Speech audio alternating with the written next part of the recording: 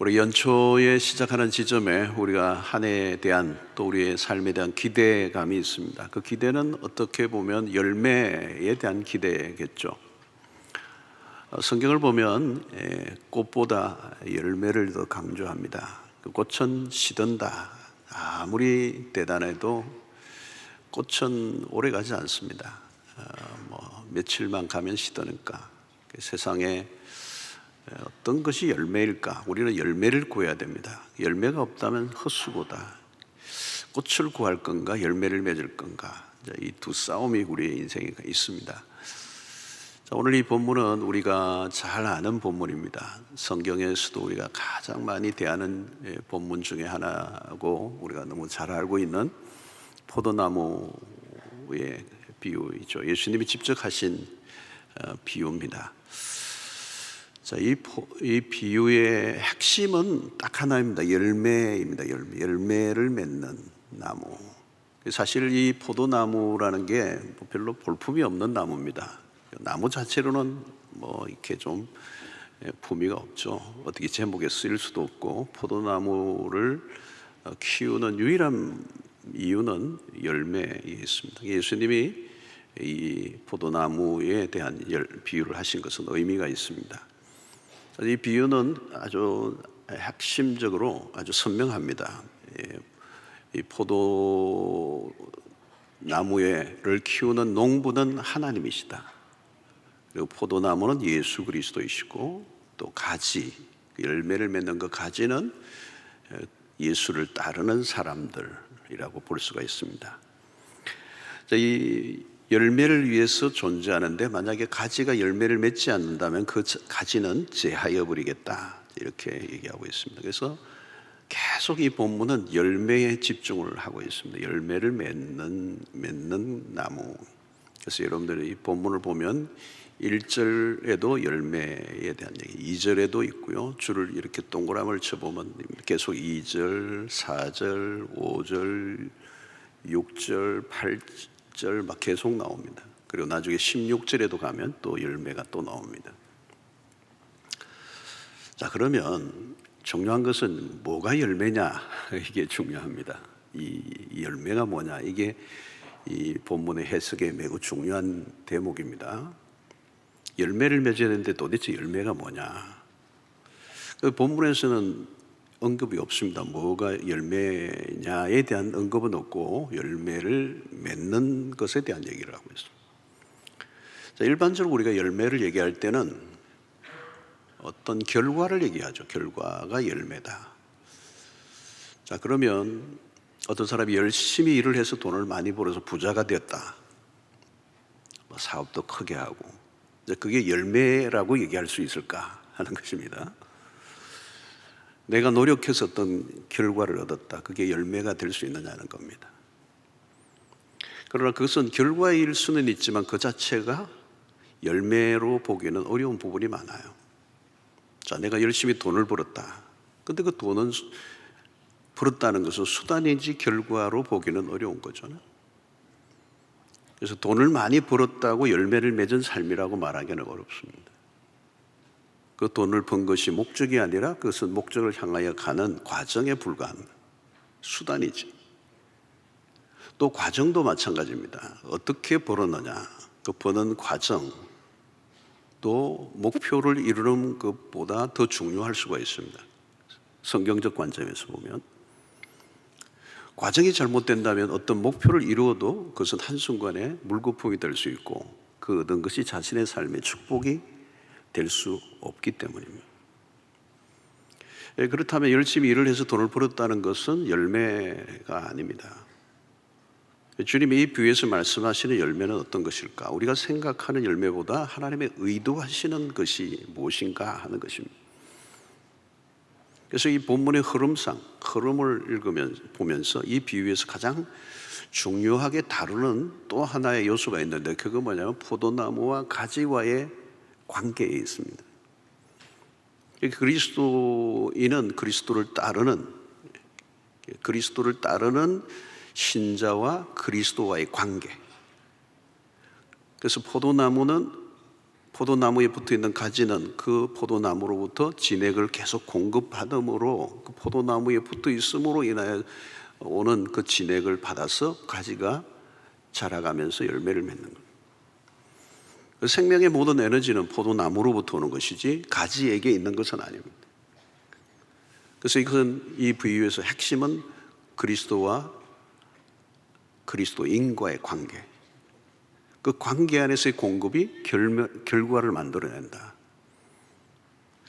자, 이게 중요한 것은, 열매란 우리가 금방 이해할 수 있는 것은 가지가 열매를 맺으려고 애를 쓴다고 맺어지는 게 아니라 포도나무에 붙어 있을 때 자연스럽게 열매를 맺힌다. 그렇죠? 여기의 핵심은 뭐냐면 관계에 있다는 관계. 관계는 그리스도와의 관계. 자, 우리는 흔히 열매하면 어떤 외적인 결과를 먼저 상상하기가 쉽습니다. 외적인 것, 어떤 겉으로 드러난 결과물로 우리는 자꾸 열매를 따지려고 있습니다. 그래서 내가 열심히 해낸 결과로 이루어진 어떤 업적들, 어떤 성취들, 성공적인 결과물을 이제 열매로 생각하는 것입니다. 그래서 흔히 이제 우리는 이런 본문을 가지고 우리 한 해 동안 전도의 열매를 많이 맺읍시다, 또 봉사의 열매를 맺읍시다, 선교의 열매를 맺읍시다, 이렇게 주로 이 본문을 많이 사용합니다. 물론 그런 것들로도 나타날 수 있습니다. 그러나 열매의 핵심을 다루고 있는 것은 아닙니다. 항상 그렇습니다, 여러분. 외적인 결과는 내적인 성장의 결과여야 한다는 거죠. 그래서 본문의 눈에 띄는 말씀 가운데 하나는 내 안에 거하라라는 말씀입니다. 이것은 주님과 우리와의 관계를 계속 강조하는 말씀입니다. 그 안에 거할 때 그 안에서 나오는 생명, 우리에게서는 어떤 것도 나올 수 없다는 것. 그리고 그 관계 안에서 있을 때 거기서 오는 그 에너지로, 그 생명력으로 인하여 우리 안에 어떤 변화가 일어나는데, 그 변화가 뭐냐? 그 변화는 그리스도인들에게 영적인 성장이어야 된다는 거죠. 그러니까 어떤 결과를 만들어내기 전에 가장 먼저 우리 안에 일어날 프로세스가 필요한데, 그게 그리스도 안에 붙어 있을 때 자연스럽게 우리 안에 변화가 일어나는데, 그 변화는 내적인 변화여야 된다는 거예요. 빨리 어디로 외적인 결과물로 가면 안 되는 거예요. 열매를 맺기 이전에 우리 안에 일어나는 변화, 이게 그리스도와의 접붙여져 있는 사람에게 일어나는 결과다. 그래서 성장의 과정이 먼저 있는가를 이제 질문하는 것입니다. 열매라고 하는 것은 어느 날 갑자기 만들어지는 것은 아닙니다. 포도나무에 가지가 계속 진액을 공급받을 때 그 가지가 건강하게 되고 건강하게 자라면서 생명력이 충만해지면서 거기에서 열매가 맺힙니다. 자, 이 부분을 우리가 이해하는 게 매우 중요하다는 겁니다. 가지가 자라야 된다. 또 어떻게 자라는가? 붙어 있어야 된다. 그것은 그리스도인의 삶의 핵심적인 요소를 얘기하면서 예수님은 계속 내 안에 거하라, 그러면서 우리 안에 영적인 성장을 강조하고 있습니다. 자, 여러분, 우리가 그리스도 안에 거하는 것이 우리의 신앙생활에서 핵심인 것을 이 비유에서 말씀하고 있습니다. 우리가 언제든지 늘 경험하는 것 중에 하나는, 중요한 것은 참 사람인 것 같아요. 그 일이 얼마나 힘든 일인가, 쉽지 어려운 일인가, 어렵지 않은 일인가는 중요하지 않습니다. 사람에 따라 답이 달라지기 때문에 그렇습니다. 준비가 잘 돼 있는 사람이면 그 일이 쉬워요. 근데 준비가 안 되는 사람은 어렵습니다. 똑같은 일이라도 어른은 하면 쉬운데 아이는 너무 힘들어하는 거예요. 아이는 그냥 일생일대일인데 어른은 쉬워요. 누가 그 일을 하느냐라고 하는 부분이죠. 그 일보다 더 중요한 것은. 자, 여러분, 우리가 무엇을 할 때도 마찬가지입니다. 항상 우리는 하우가 아주 관심이 많은 시대를 우리가 살아왔으면 어떻게 그 일을 하지? 그런데 우리는 항상 그보다 더 중요한 것이 후죠. 누가 그 일을 하느냐는, 그 일을 하는 사람이 어떤 사람인가 하는 것입니다. 그러니까 여기에서 굉장히 중요한 우리 두 영어 단어가 나오잖아요. doing이냐 being이냐, 얘를 우리는 늘 듣고 있습니다. doing을 하는 것, being이냐. doing보다 더 앞서는 것은 being입니다. 이걸 우리말로 표현하면 doing은 한다는 거죠. 한다. 그 함이라는 표현을 좀 쓸 수 있어요. 그런데 being은 뭐냐? 됨을 말하는 거예요. 됨. 어떤 존재가 되었느냐라고 하는 거예요. being이라는 것입니다. 그러니까 한다라고 하는 함과 이 됨의 사이를 우리가 잘 이해해야 하는 것입니다. 됨이 없는데 내가 어떤 존재로 되어 있는 것이 없는데 함으로 가면 위험하다는 거예요. 이 사고 다발 지점입니다. 뭐든지 어디든지 적용되는 겁니다. 그러니까 됨이냐 함이냐 어디가 먼저 오느냐의 문제. 그러니까 함은 저절로 오는 겁니다. 됨이 될 때. 자, 됨, 함 이해하고 계시죠, 그죠? 우리 말을 흔히 막 쓰는 단어는 아니니까. being이 없는데 doing으로 가면 안 된다는 거. 영어 훨씬 쉽네요. 저도 그러네요. 여러분, 어떤 것을 하는 것은 금방 드러납니다. 외적인 결과는 금방 드러날 수 있습니다. 근데 쉽게 놓치는 것은 우리의 영혼의 성장은 잘 눈에 안 띄는 겁니다. 사람이 되어져 가는 거, 이게 눈에 잘 안 띄는 거예요. 사역은 눈에 확 띄잖아요. 요즘 탕자의 비유를 제가 새벽에도 하는데 마찬가지입니다. 한 인간이 어떤 인간으로 되어져 가느냐는 일평생의 작업이거든요.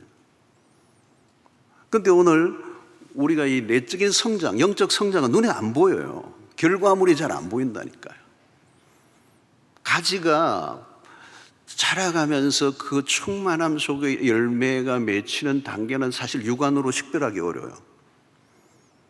그래서 우리는 어떤 일에는 열심히 하지만 내가 그 변화되어져가는 영적 성장에 대해서는 우리가 관심을 잘 못 가지는 것입니다. 그러면 결국은 우리는 편한 쪽으로 가는 거예요. 외적 결과물로 가는 거예요. 그리고 우리는 언제나 조급함이 있는 것입니다. 그런데 여러분, 포도나무나 이런 농사를 짓는 농부들은 뭐예요? 인내의 싸움입니다.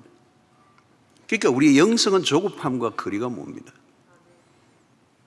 그리스도 안에서 영적으로 자라감,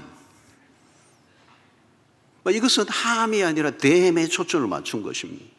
이건 뭘까요? 그리스도를 닮아가는 것이. 변화와 성숙, 내적인 변화는 성숙이고 그 성숙의 초점은 그리스도에게 자라가는. 오늘 우리 장로님하고 기도도 딱 우리하고 결이 맞아 있어요. 우리가 일하는 것은 열심입니다. 사역을 잘하는 사람 많아요. 사역 잘하는 목사님도 많고 어떤 결과를 만들어낼 수는 있어. 그러나 그것이 내적 성장의 결과물인가 이 물으면 다를 수 있다는 거예요. 팬데믹 이후에 교회가 어려워지고 있는 원인 중에 하나입니다. 어쩌면 이 본문의 해석이 잘못되어 있을지도 몰라요. 그게 우리의 폐해예요. 결과주의에 많이 얽매이는데. 열매는 그렇지 않습니다. 여러분, 영적 성장과 성숙의 자연스러운 부산물입니다. 그러니까 우리의 관심은 무엇을 얼마나 이루어내는가가 아니라 내가 그리스도 안에서 깊어져 가고 익어져 가고 변화되어져 가고 자라가고 있느냐는 거예요. 그런데 그게 어떻게 가능하냐? 그건 우리가 하는 게 아니고 그리스도와의 교제 안에서 자연스럽게 흘러나오는 거죠. 그래서 그리스도와 내 안에 거하라, 그리스도 안에 거하고 그가 내 안에 내가 그 안에 있으면 그리스도와의 깊은 이 펠로십 속에서 그리스도의 성품이, 그리스도의 지혜가, 그리스도에게 있는 그 모든 생명력이 내 안에 흘러 계속 오면서 내가 그리스도 안에 영향을 받게 되는 거예요. 여러분, 그리스도 안에서 나온 열심은 충동적인 열심이 아닙니다. 지속적인 열정, 파워, 에너지, 순수한 헌신. 그것이 그리스도 안에서 나오는 것입니다. 여러분, 내가 영적으로 자라지 않은데 열매를 과다하게 맺으려고 자기 의도로 열심히 하면 사고가 거기서 납니다. 열매는 우리가 맺는 게 아닙니다. 우리의 노력의 산물이 아닙니다. 그리스도에게 붙어 있을 때 어떤 면에서 굉장히 수동됩니다. 그리스도 안에 머물 때 그리스도의 생명이 내 안에 넘쳐 또 다른 생명의 역사를 나아가는데 이것은 신비로운 것이고 영적인 비밀에 속한 것입니다. 자, 그러므로 우리는 늘 질문해야 될 건 뭐냐면 우리가 그리스도 안에서 깊어져 가고 있느냐, 내 안에 그리스도를 닮아가는 변화가 일어나고 있는가? 옛날보다 저 온유해져 가고 있느냐? 더 겸손해져 가고 있느냐? 이런 걸 물어야 되는 거죠. 또 그것이 그리스도 안에서 나온 것이냐? 우리가 어떤 일을 행할 때도 언제나 십자가의 방식으로 하고 있는가? 우리는 십자가는 예수 믿을 때만 필요하고 우리의 삶에는 별로 필요 없는 것처럼 잊어버리는 건데, 우리의 삶의 모든 원리와 방식이 십자가에 있는 거거든요. 이건 어마어마한 영적인 비밀이죠.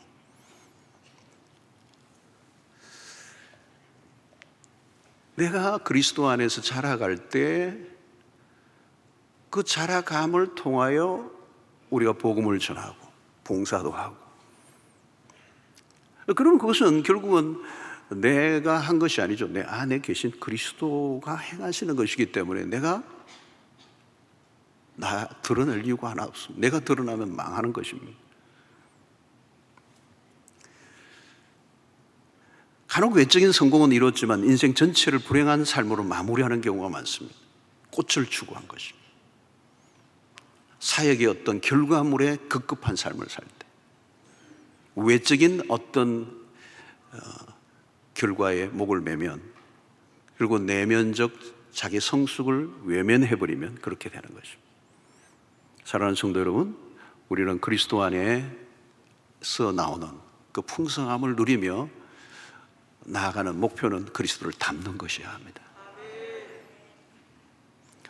자, 그러면 그것이 어떻게 가능한가에 대한 이 비유의 해답이 있죠. 첫 번째, 예수님은 이 비유에서 가지치기를 얘기하십니다. 가장 눈에 띄는 것은 이 가지치기, 농부의 의지가 담긴 행동이죠.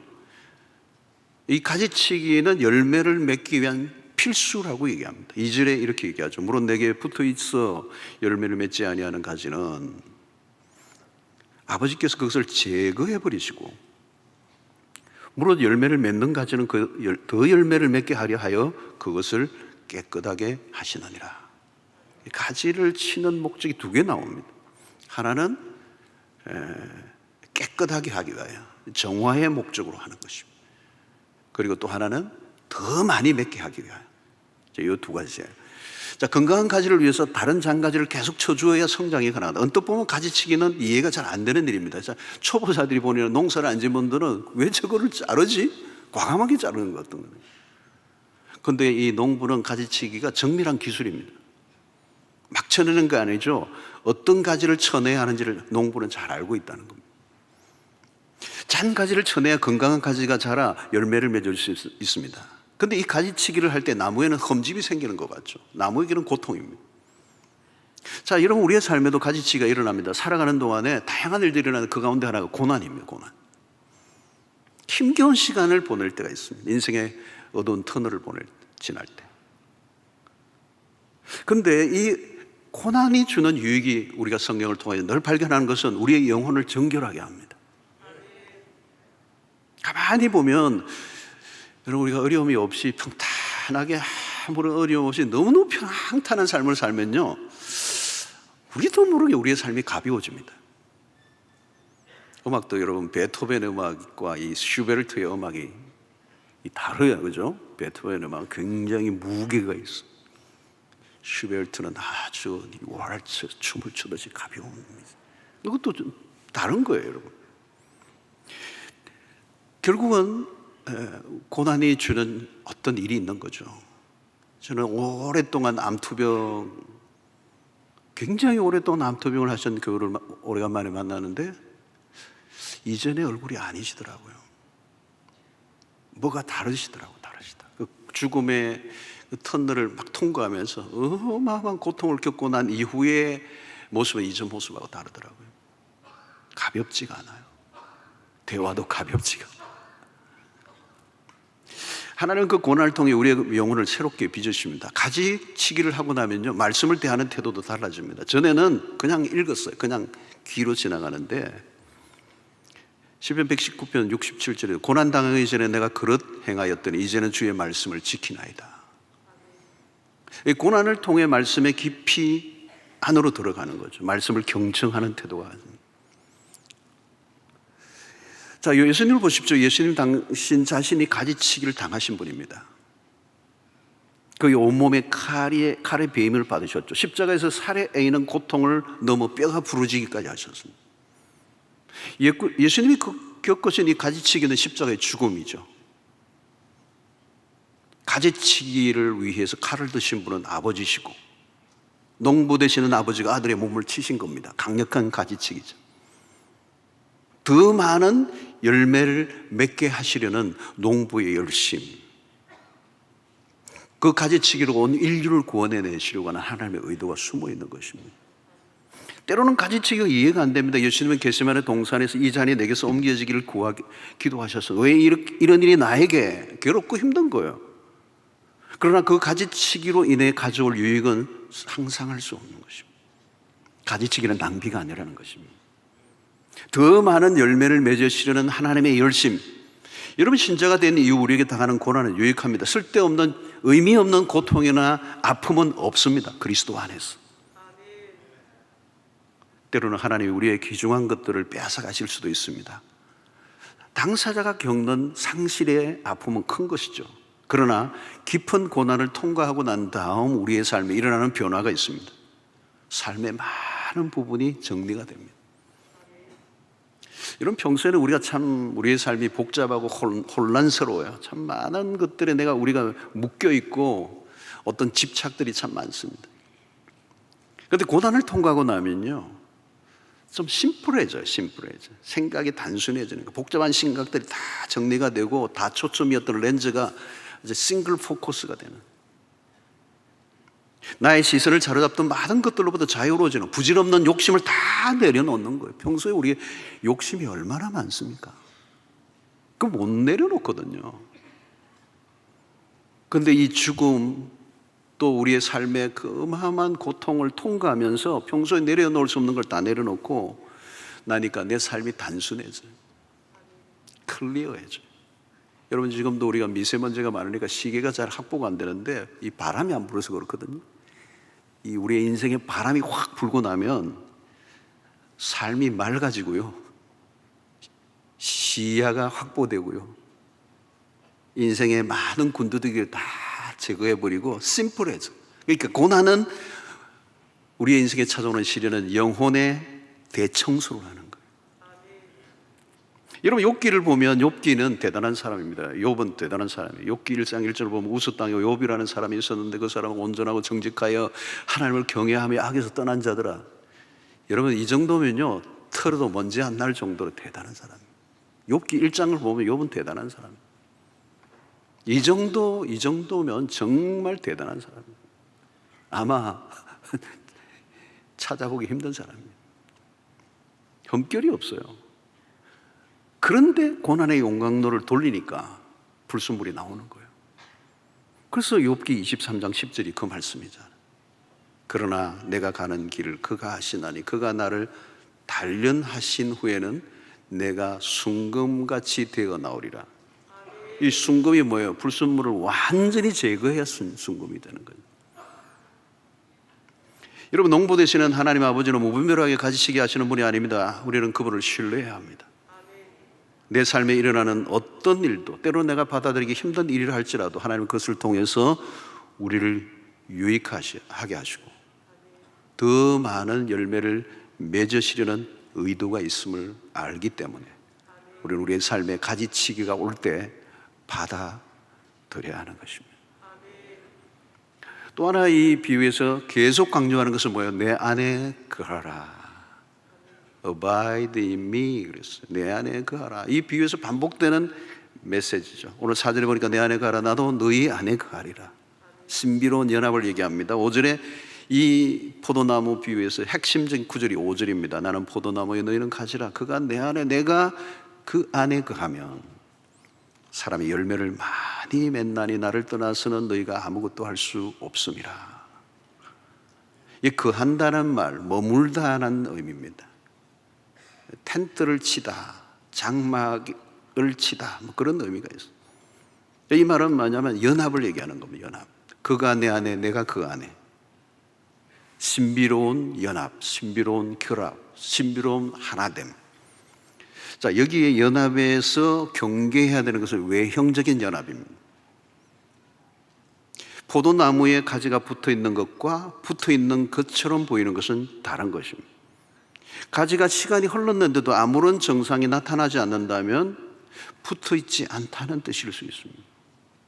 붙어 있지 않고 붙어 있는 것 같이 보이기만 안 된다는 것입니다. 그러면 가지가 그거는 잘라버리는 거예요. 가룟유다 같은 인물입니다. 예수님의 제자로 3년 동안 예수님과 함께 동거동락하며 붙어 있었습니다. 그런데 이게 물리적인 붙어 있음이었지 진정한 하나됨, 연합이 아니었습니다. 그러니까 가룟유다는 붙어 있는 가지가 아니에요. 붙어 있는 척 한 것입니다. 여러분, 예수 믿는 척 하는 것과 예수 믿는 것은 다릅니다. 잘 믿는 척, 은혜 받은 척은 안 됩니다. 예수를 믿는 사람이 있고 거의 믿는 사람하고 있습니다. 여러분, 결국 아버지가 가지치기를 하죠. 오늘 이 본문은 제자 훈련이 거의 끝나가는 지점, 예수님이 십자가를 앞둔 다락방 강화입니다. 그런데 제자로 3년 동안 따라다녔더니 가룟유다에게 변화가 없습니다. 물리적 함께 있음은 있었지만 생명적 관계를 맺지 못했습니다. 여러분, 우리의 신앙을 돌아봐야 합니다. 우리가 자칫하면 속을 수 있습니다. 종교적 활동과 그리스도와의 연합은 다른 것입니다. 기독교적 문화를 즐기는 것과 영성생활은 다른 것입니다. 직분을 가지는 것과 예수를 믿는 것도 다른 것입니다. 여러분, 처음부터 우리 신앙을 바로 배우는 것이 매우 중요합니다. 교회를 다니는 것과 그리스도인으로 사는 것은 다르다는 것이죠.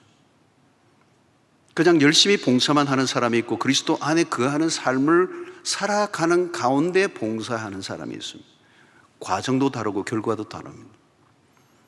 그리스도에게 붙어 있어야 된다. 이게 핵심이죠. 모든 것은 그리스도로부터 나오기 때문에.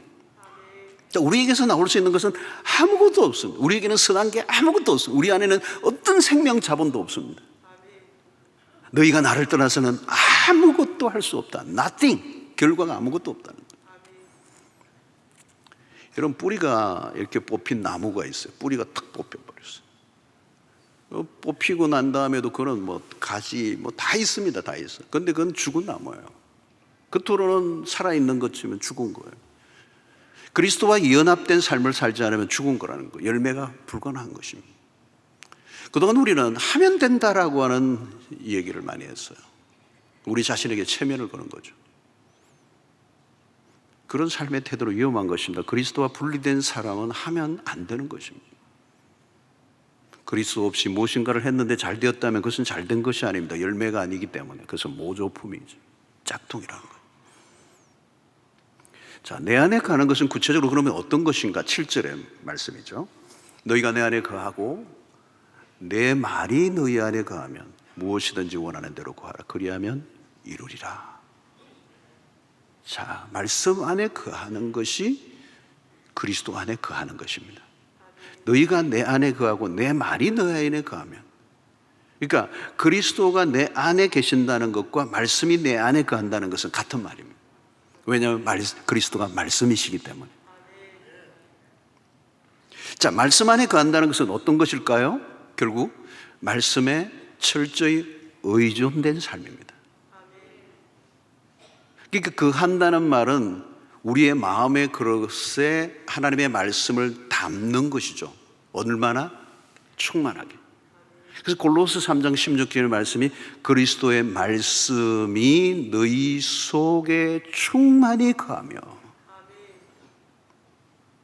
자, 우리가 말씀을 붙잡고 있는 것보다 우리 안에 말씀을 계속 채우면 말씀이 나를 붙잡고 있다는 거죠. 제가 지난 주일도 설교했는데 잊으셨죠? 예. 이게 굉장히 전혀 차원이 다른 것입니다. 이게 내 안에 무엇을 채울 것인가라고 하는 것입니다. 우리의 마음과 생각은 진공 상태로 있지 않습니다. 무엇을 채우느냐예요. 자, 여러분, 오늘날 우리가 영상 시대를 살고 있습니다. 영상 매체는 우리의 시각을 지배하고 우리의 마음을 점령해버립니다. 요즘 젊은이들은 넷플릭스에 빠져 있습니다. 얼마만 주면 또 친구들하고 연합 같이 해서 등록하니까 막 그냥 무한 영화를 제공해 줍니다. 핸드폰을 들고 있습니다. 연결만 되면 무한 영화 제공입니다. 자, 인터넷은 우리에게서 엄청난 시간을 빼앗아가고 있습니다. 핸드폰을 다 사람들이 들고 삽니다.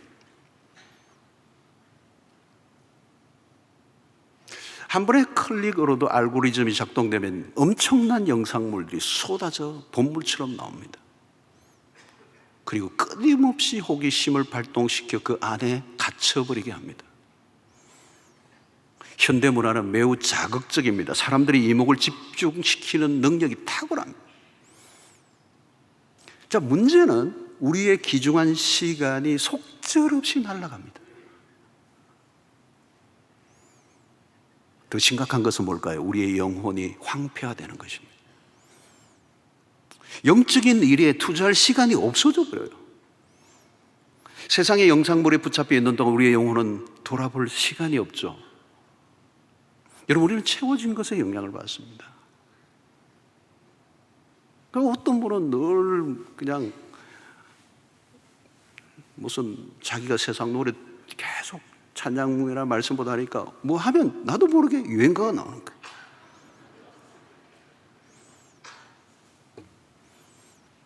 어려운 일이 닥치면 이게 또 좋은 일이 닥치고 그러면 아멘 할렐루야가 나오는 게 아니라 아이고, 어떤 분은 사고 계속 보니까 새벽에 나와서 황송하다 그러고, 전하 뭐 하나님이 아니고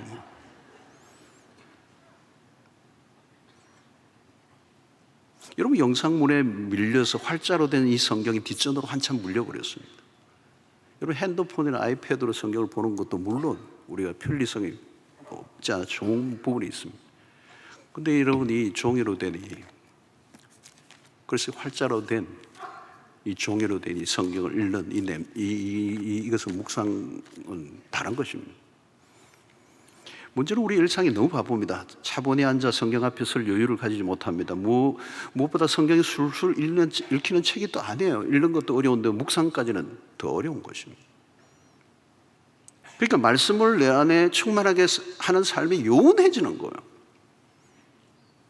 여러분, 말씀을 채우려면 상당한 노력과 대가가 지불해야 합니다. 수동적으로 있으면 백날이 가도 성경의 세계로 진입할 수가 없는 거잖아요.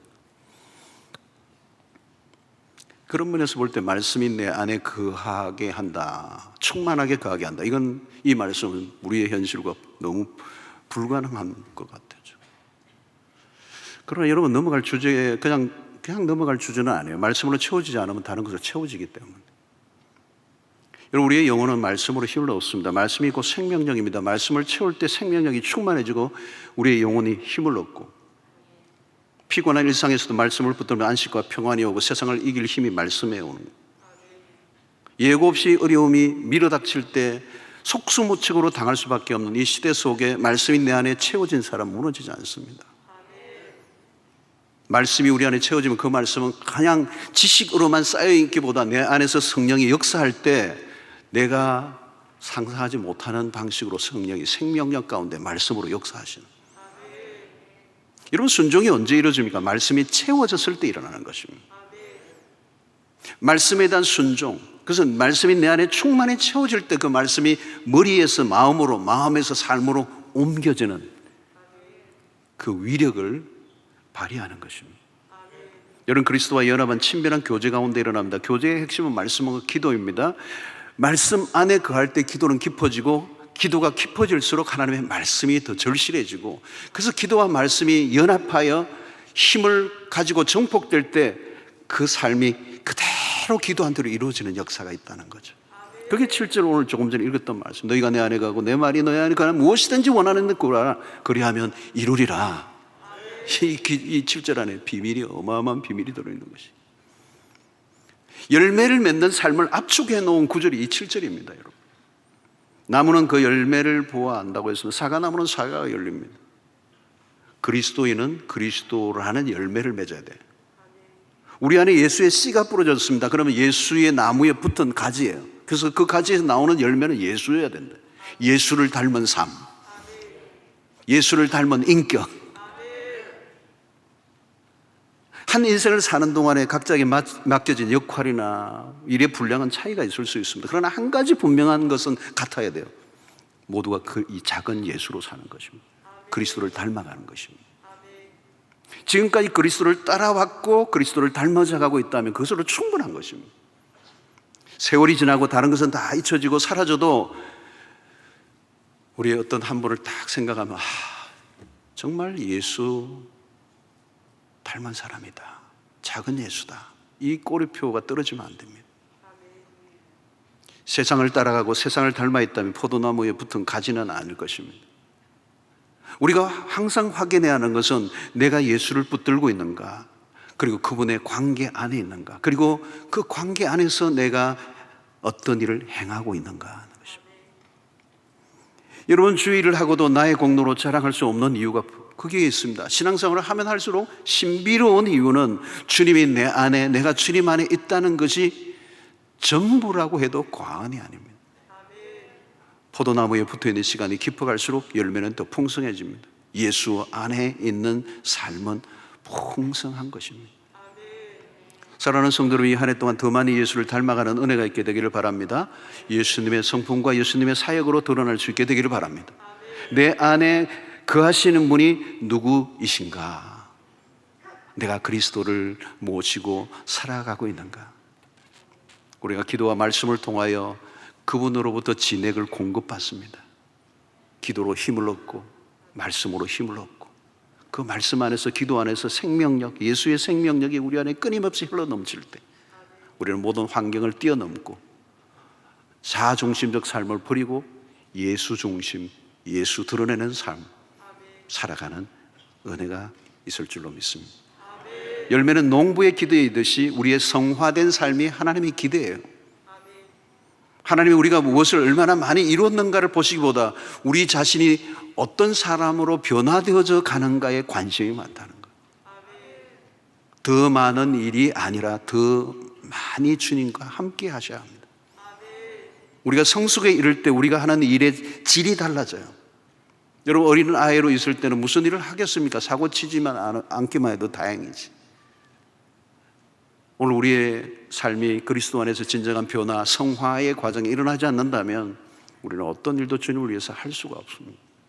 그리고 그 일을 한다 한들 우리는 그리스도의 방식으로 할 수 없을 뿐만 아니라 그리스도의 열매를 맺을 수가 없습니다. 오히려 하나님의 나라의 영광을 가리운 일들이 훨씬 더 많다는 거죠.